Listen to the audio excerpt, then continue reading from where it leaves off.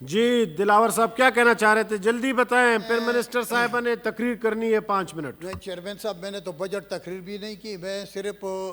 سلیم مانڈی والا صاحب نے ہر روز بولتے ہیں کہا کہ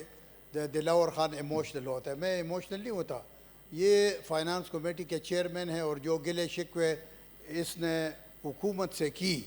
وہ آج کل کے اگر لیڈرشپ کی بھی آپ تقاریر سن لیں، اس کے حوالے سے میں ایک شعر پڑھتا ہوں کہ محبت میں مقدر میں ازل سے ضد کا رشتہ ہے۔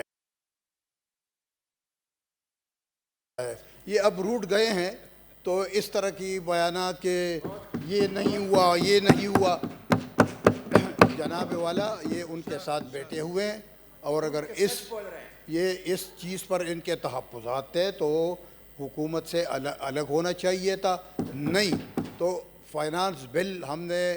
ایک آئٹم ڈسکس کیا۔ سر یہ فائنانس بل جب آیا تو اگر میں فائنانس منسٹر ہوتا تو میں یقین سے کہتا ہوں وثوق سے کہ یہ میرے بس کی بات نہ ہوتی اور میرا ٹیم ہم سرنڈر کرتے، لیکن موجودہ وزیر خزانہ اس نے جتنے احسن طریقے سے کہ کوئی چیمبر آف کامرس نے احتجاج نہیں کیا، کسی تاجر نے، کسی مارکیٹ نے، کسی نے احتجاج نہیں کی کہ یہ بجٹ خراب ہیں، اور جس طرح سلیم مانڈی والا صاحب نے کہا کہ یہ بجٹ، اس کے علاوہ پھر ضمنی بجٹ آئے گا تو یہ اس کی عکاسی کرتا ہے کہ یہ بجٹ متوازن بجٹ تھا، بیلنس بجٹ تھا، کیونکہ آپ نے سر ہم نے دیکھا کہ آج تک کوئی ہڑتال کسی چیمبر نے، فیڈریشن آف پاکستان نے نہیں دی۔ سر میں ایک اور گزارش کر رہا ہوں، اگر میں فائنانس منسٹر ہوتا تو میں کیا کرتا، 100 وظیفے یعنی 33 ہیلتھ کے لیے میں ہوا شاپی 33 دفعہ، اور ایجوکیشن کے لیے ربی زدنا علما،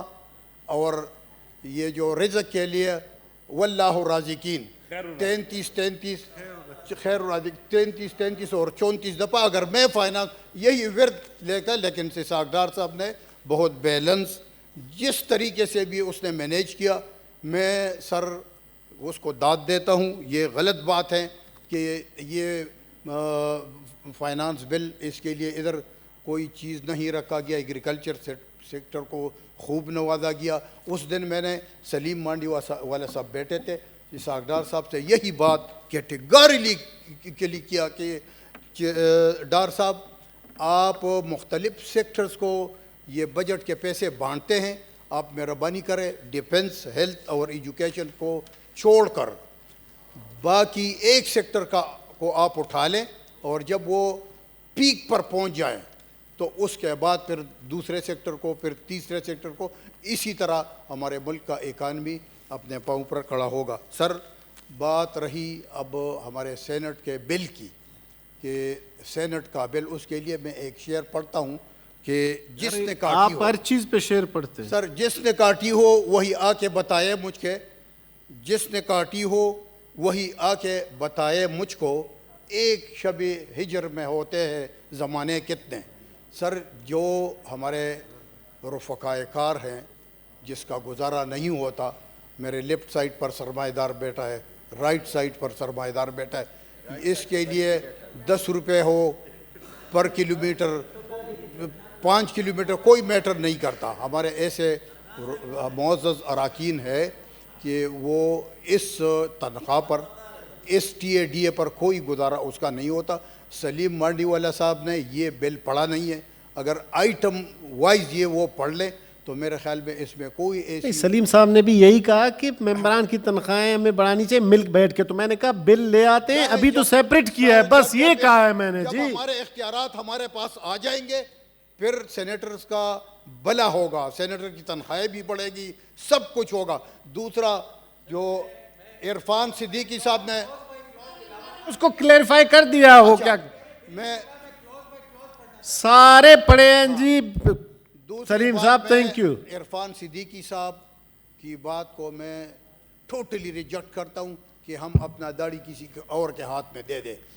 کسی سیکٹر نے، خواہ وہ صحافی برادری ہو یا کوئی اور سیکٹرز ہو، انہوں نے ہمارے ساتھ کبھی مشورہ کیا ہے کہ ہمارے تنخواہیں اتنے